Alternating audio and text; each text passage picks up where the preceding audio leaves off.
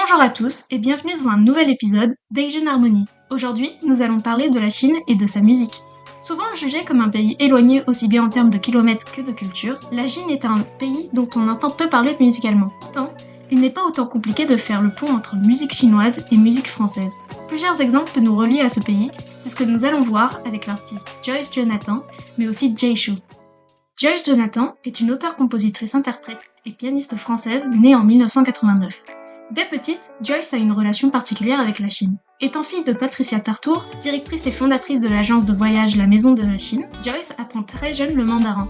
Une enfance dans laquelle elle a pu apprendre et expérimenter la culture chinoise. Et cette relation avec la Chine se ressent au sein de sa carrière. Car Joyce a eu une carrière bien remplie. Elle a commencé à partager ses compositions à l'âge de 16 ans sur MySpace. Aujourd'hui, elle a à son actif un EP, 5 albums et de multiples singles. Elle a toujours eu un lien avec la Chine. C'est en fin 2010 qu'elle sort une version en mandarin de son premier album Sur mes gardes, un album qui se glisse dans le top 5 des ventes à Hong Kong et Taïwan. Son titre Je ne sais pas est l'un des titres les plus diffusés pendant des semaines. C'est ce qui va lui permettre de commencer à être invitée dans certaines émissions télévisées chinoises, comme celle du Nouvel An chinois dans le Water Cube de Pékin. De là, elle va commencer à faire des concerts en Chine, à Pékin, Shanghai, Wuhan, Hong Kong, Chengdu et d'autres villes. Ce n'est donc pas si rare de voir Joyce dans des émissions chinoises. Pourtant, récemment, sa participation à l'une d'entre elles a attiré l'attention.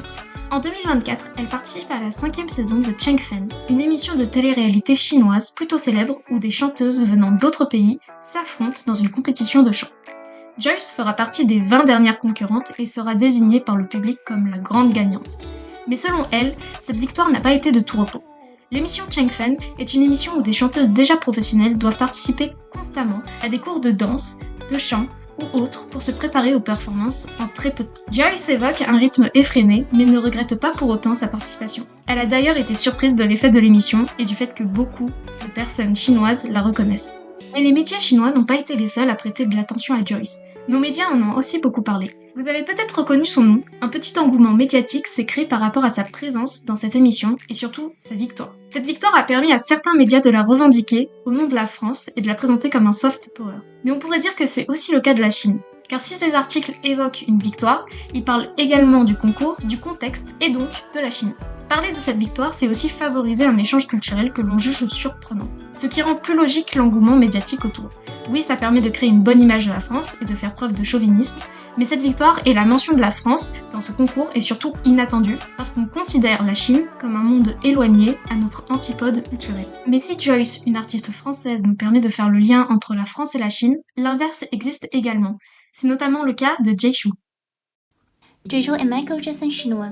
Ses chansons sont connues de tous et sont populaires depuis 2000, ce qui fait de lui une icône de la musique pop chinoise. Son style musical est unique, incorporant souvent des éléments de la musique folklorique chinoise dans des styles populaires de hip-hop, de rock et de jazz. Par exemple, dans sa musique, on entend souvent des instruments classiques chinois tels que le guzheng, le pipa, et le style de chanson est basé sur des chansons folkloriques chinoises ou des opéras, et les thèmes sont basés sur des poèmes ou des légendes chinoises anciennes. Les chansons sont souvent accompagnées de rap qui racontent l'histoire de la Chine ancienne et de belles histoires.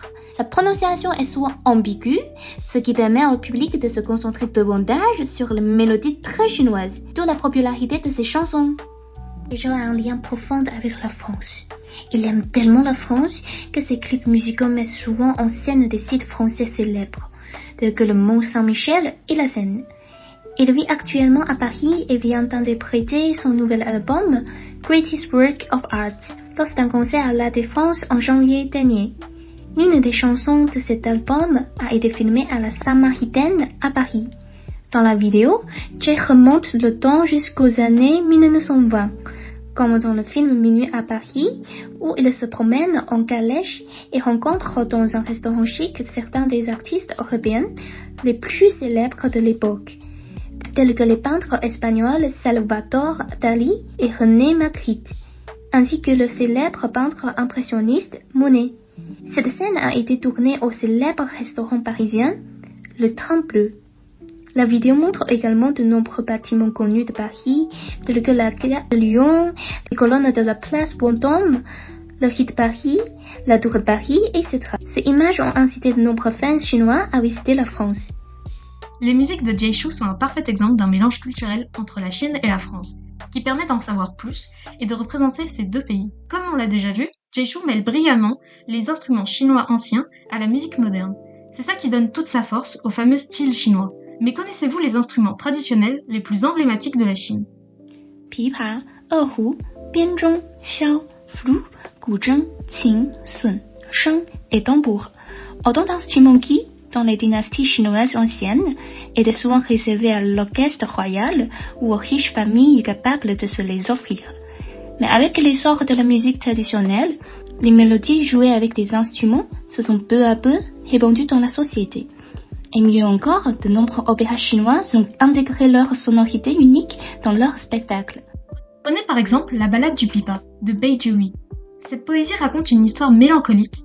Une nuit d'automne, au bord d'un fleuve, le poète entend le son déchirant d'un pipa. En suivant la mélodie, il découvre une musicienne déchue. Autrefois célèbre, à Chang'an, elle a été abandonnée, à cause de son jeune âge, et mène maintenant une vie errante avec un marchand. Son jeu reflète toute la tristesse de sa vie, touchant profondément Bei Jihui.